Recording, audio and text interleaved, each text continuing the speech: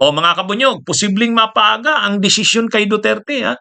Sabi ng ni Attorney Gilbert Andres, ang tinutukoy na desisyon doon sa confirmation of charges hearing. Hmm? Ha? Mapapaaga ang desisyon. Paano mapapaaga? Eh di ba kasi within 60 days? Within 60 days simula kailan? After nung last day ng hearing nung yung confirmation of charges hearing. Eh di ba nagkaroon ng hearing noong February 23, 24 saka 26, 27, napanood nga natin yun. Kinover pa nga dito sa mga channels ko. O ngayon, ang ano doon mga kabunyog, ano yan, 60, within 60 days magdidesisyon ang pretrial chamber kung may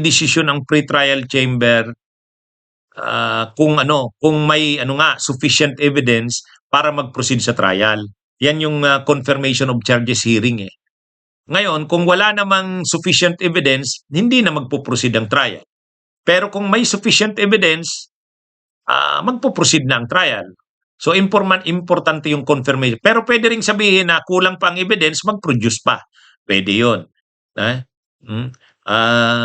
O kaya baguhin ang ng kaso, hindi crimes against humanity. Magde-decide ang pre-trial chamber kung sufficient ang evidence, proceed na sa trial.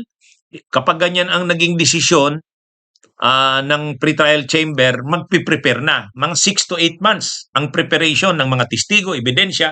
After 6 to 8 months, proceed na sa trial. Tuloy-tuloy na yan. Mga 3 years yan, to 5 years, matagal.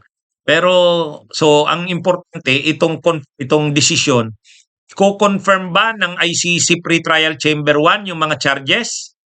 Or sa tingin ng pre-trial chamber hindi pa sapat ang ebidensya, kumuha pa muna, tingnan pa kung may mga ebidensya pa, or wala talagang sapat na ebidensya, ano na yan, wala yang yung kaso na yan. Kaya yan yung mga posibleng maging desisyon ng pre-trial chamber. Kailan ilalabas ang desisyon? Supposed to be within 60 days after nung last day ng hearing, which is February 27. So, pero ang sabi nga ni Attorney Gilbert Andres, mukhang hindi na aabuti ng 60 days. May namomonitor daw sila na lalabas na. Lalabas na ang desisyon. Baka after Holy Week or lalabas na yan. April. Hindi na aabuti ng 60 days. Kaya medyo mga kabunyog, mga kababayan. Pagkalampas lang yata ng birthday ni Duterte. Kasi magbe-birthday na si Duterte sa March 28 eh. Malalampasin lang yata yung kanyang birthday. At saka Holy Week. Kasi Holy Week na yung period na yan. After 28, Holy Week na eh. So, maganda naman ito na lumabas na yung desisyon. Sabi ni Attorney Gilbert Andres, mapapaaga ang paglabas ng desisyon. Bakit kasi mapapaaga? Eh, hindi naman kasi komplikado yung kaso ni Duterte. Hindi naman komplikado. Madali. Saka napakaganda ng presentation ng prosecution. Saka nung abogado ng mga biktima. Napakaganda. Napakalinaw.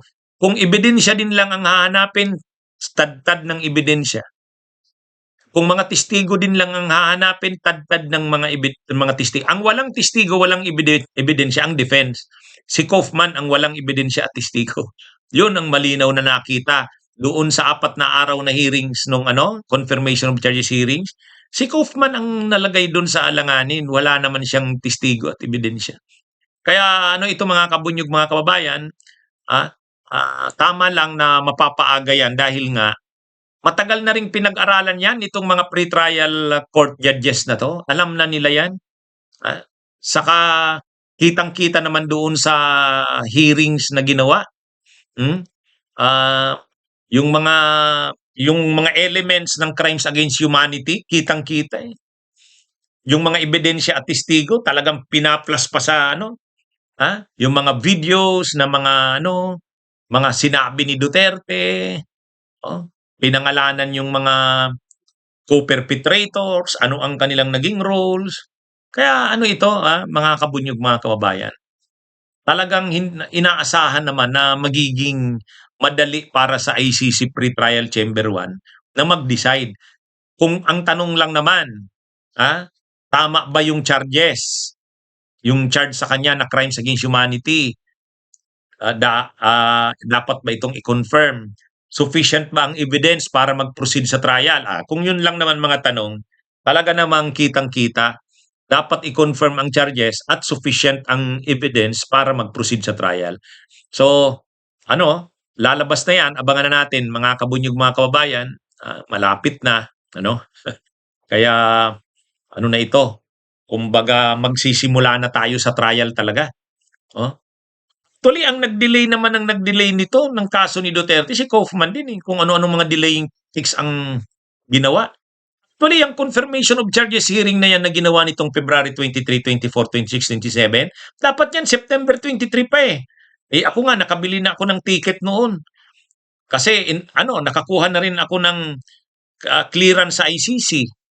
Kasama sana ako doon sa gallery na yon, manunood nung hearings. Nakabili na ako para sa ilang araw na tickets doon sa The Hague. Noong September 23, nakakuha na ako ng mga hotel reservations. Tapos biglang nag-request si Kaufman, wag daw munang ituloy. Unfit to stand trial daw si Digong. Pinagbigyan. Okay. Wag na muna nating ituloy. Tumuloy ako, pumunta pa rin ako doon kasi sayang ng mga binili kong tickets at reservations sa hotels.